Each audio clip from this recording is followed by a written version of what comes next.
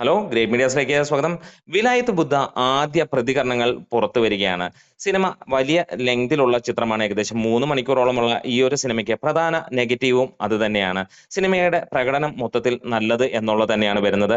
ഒരു above average ആണ് സിനിമയ്ക്ക് ഇതുവരെ വന്നിരിക്കുന്ന റിവ്യൂസിൽ ഏറെയും. ഫസ്റ്റ് ഹാഫിൽ ഒരു വലിച്ചു നീട്ടൽ എന്നുള്ള കാര്യങ്ങൾ പറയുന്നുണ്ടെങ്കിലും എടുത്തു പറയാവുന്നത് പൃഥ്വിരാജിന്റെ അഴിഞ്ഞാട്ടം തന്നെയാണ്. സെക്കൻഡ് ഹാഫിലേക്ക് വരുമ്പോഴത്തേക്ക് സിനിമ മികച്ച രീതിയിലേക്ക് തന്നെ വരുന്നു. കഥ തുടങ്ങുന്നത് തന്നെ ഒരു ഇന്റർവെൽ സമയങ്ങളിൽ നിന്നാണ് എന്നുള്ളതാണ് അതുവരെ ആ പ്ലോട്ട് എസ്റ്റാബ്ലിഷ് ചെയ്തിരിക്കുന്ന ഒരു കാര്യം തന്നെയാണ്.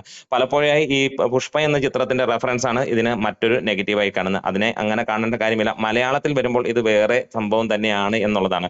എന്നാലും എടുത്തു പറയാം, ഒരു അയ്യപ്പനും കോശിയും മോഡൽ മറ്റൊരു ചിത്രം എന്നുള്ള പേരും ഈ സിനിമയ്ക്ക് കണ്ട് ഇറങ്ങുന്നവർ പറയുന്നു. എന്തായാലും സിനിമയ്ക്ക് എബോവ് ആവറേജ് എന്നുള്ള കാര്യങ്ങൾ തന്നെയാണ്. അതേപോലെ തന്നെ BGM കാര്യങ്ങളെല്ലാം ഗംഭീരമാണ്. ഫൈറ്റ് സീക്വൻസ് അതെല്ലാം തന്നെ ഗംഭീരമാണ്. ജയൻ നമ്പ്യാരുടെ ഡയറക്ഷൻ അതിഗംഭീരം എന്നുള്ളത് തന്നെയാണ് പറയുന്നത്. സച്ചിയേട്ടൻ ചെയ്യേണ്ട ഒരു ചിത്രമായിരുന്നു ഇത് എന്നുള്ളതാണ് ഏറെയും ആളുകൾ പറയുന്നത്.